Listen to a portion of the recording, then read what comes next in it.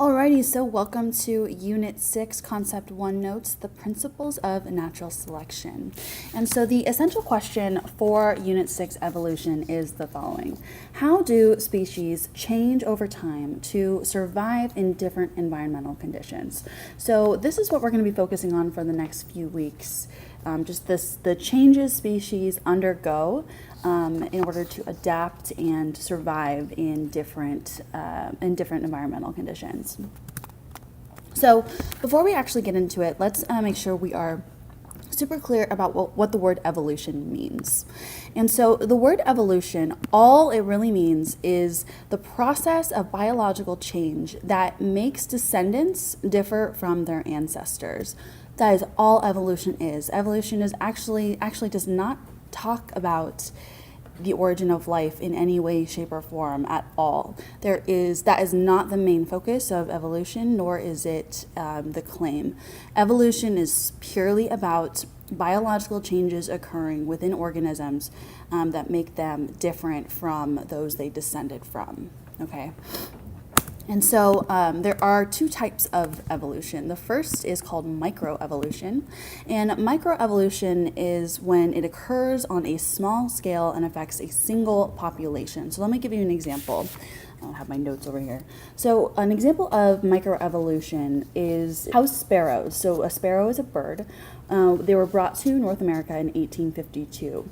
And in the north, we saw that in colder weather, there was a higher concentration of larger bodied sparrows in the north, whereas there were smaller bodied sparrows that were found in the south. And so the kind of claim that we could kind of make here, or the inference that we can make, is that larger bodied sparrows probably can survive better in colder weather. So we saw a selection for larger bodied sparrows in that kind of environment versus we saw a selection for smaller bodied sparrows in the south where it was warmer.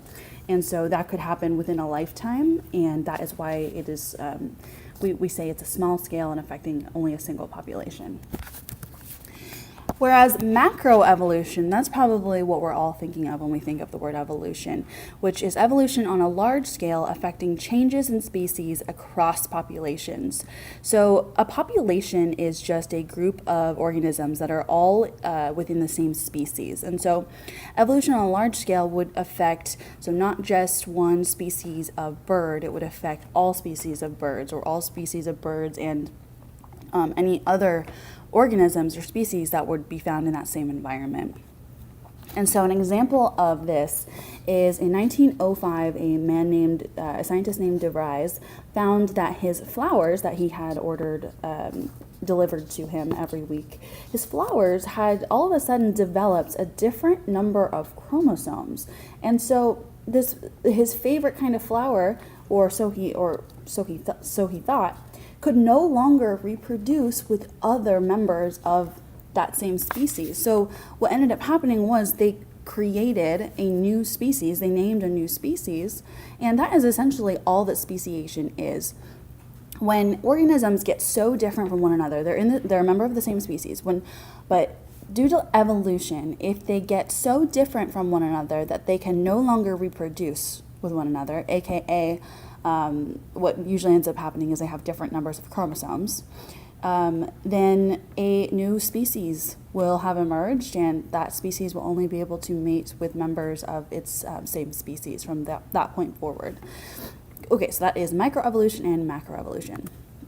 So really briefly, let's talk about what was believed before. So I know some of you have heard the word creationism before, and creationism was formed due to religious beliefs, and it just basically states that there is a higher power or a God that kind of placed species in their perfect environments that were perfectly fit for them to survive.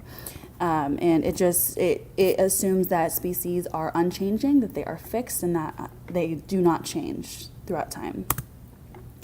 Then there was another idea that Lamarck, a man named Lamarck, came up with, and we call it the inheritance of acquired traits. And so an example of what he means by this is, So essentially, Lamarck thought that over your lifetime, you gain certain traits due to your environment or due to the choices that you make. For example, giraffes, if they have to constantly stretch their necks to reach higher and higher vegetation, he thought that throughout a giraffe's lifetime, if they stretch their necks long enough or for a long enough time, that eventually their necks actually would stretch and lengthen and become actually physically longer, not just to the extent of your muscles can go, not just to the highest extent your muscles can go, but they would actually start changing and adapting to literally stretch your neck and change the bone structure and all the muscle structure and all that. And so we would call something like that an acquired trait. And I don't really think that happens with giraffes. I really don't think that does. So it's not a good example of an acquired trait, but that's something that he thought maybe was happening for the giraffes. But a good example of what an acquired trait actually is and why we don't inherit them is, so let's say you do CrossFit like 5 times a week and you're like super swole and everything, and you have like these rock hard abs. You have a 6-pack, right? And you maintain that 6-pack throughout your life, and you are strong and able, and you got it going on. So Lamarck would say that if you were to reproduce and have children, your babies would pop out with 6-packs. Right out of the womb. So right out of the womb, your babies would have inherited your acquired trait. An acquired trait is something that you acquire throughout your lifetime. But it does not. But a 6-pack, if you do enough sit-ups to give yourself 6-pack abs, that's not changing your DNA. That's just changing something physical about yourself that can always change back. Your stomach can look very different. Trust me, everybody's stomach looks way different in high school than it does in college, and then it does 20 years out of college. Everybody's looks different, and so we do not inherit acquired traits. However, Lamarck thought, that was what was happening. And then the last one that I'm going to touch on is just intelligent design. And it's basically this more sciencey,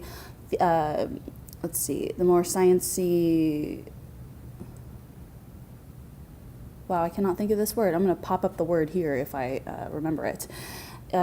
It's the non-religious version of creationism. And it just states that there is some creator or purposeful design that organisms that has designed organisms and has designed our environment and designed our world.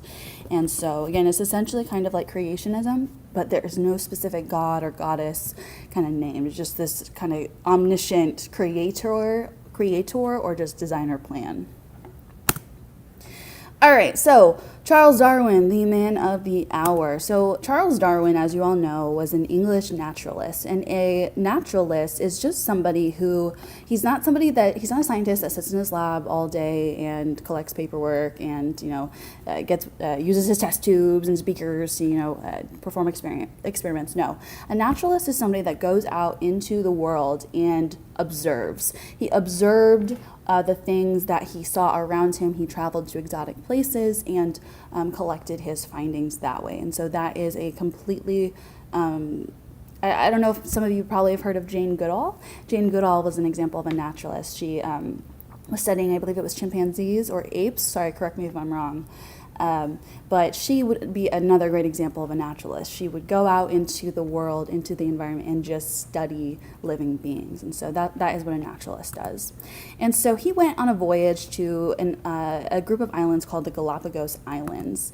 And so he saw that different species of finches as well as tortoises lived on different islands and had specific characteristics for that island. And so this is actually, I always think this is super cute.